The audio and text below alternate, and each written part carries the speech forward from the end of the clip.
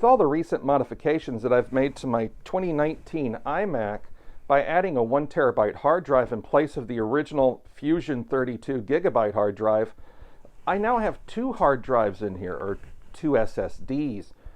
And I also run 3 external hard drives. I need to get that down by 1. Currently, I have 2 of these SanDisk G drives that are 4th gen FireWire 800, USB 2.0, and eSATA.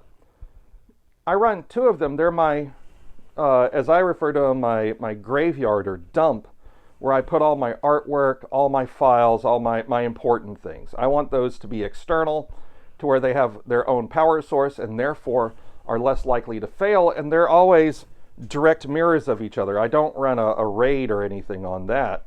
I just manually keep it up myself.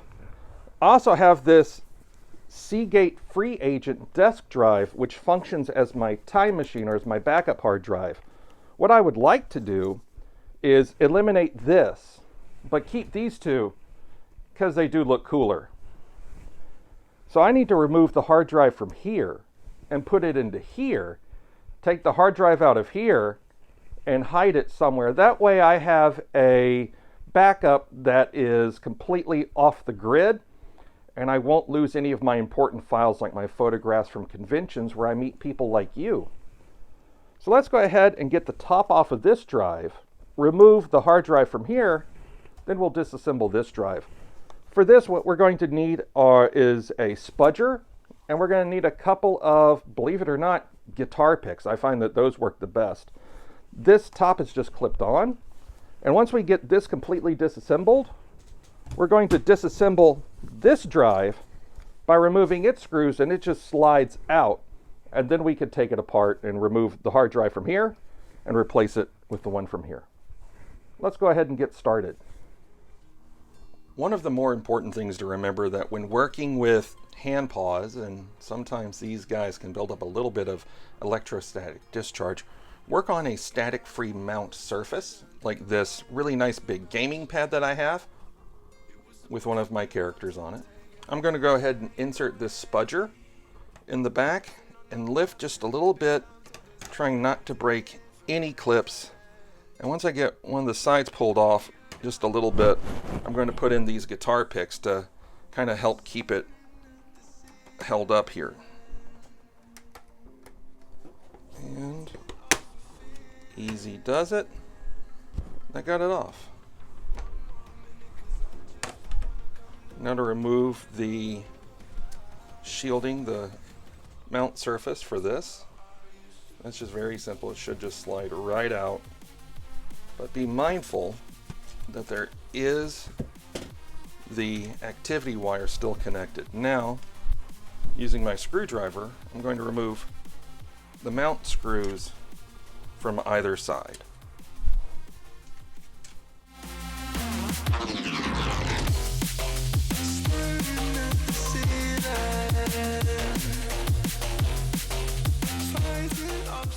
Let's remove the shielding.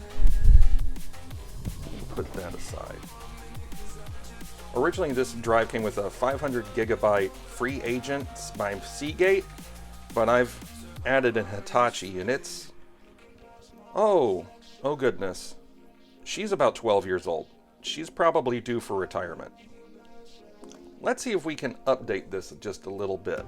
Given that this time machine was starting to make just a little bit of noise and it was bothering me a little bit, I'm going to go ahead and replace it with this Western Digital that has a few hours less on it than this Hitachi drive. And we're going to be pulling out my redundant backup drive out of this SanDisk G Drive. So let's go ahead and get it open.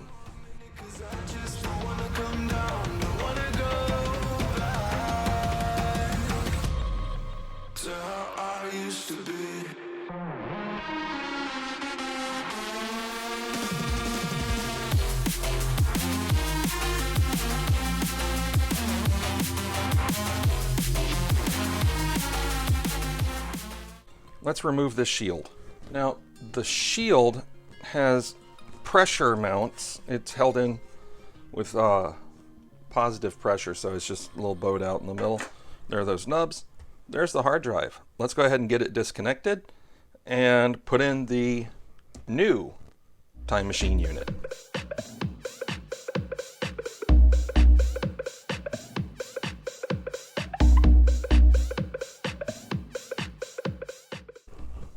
And there we go. Screws are off. The heat sink is off. Let's go on and put in this new hard drive, or new hard drive into this, so that we can get the Time Machine back up and running real quick here. So I'm going to go ahead and put this all together. You just go in the reverse order. Connect the cable.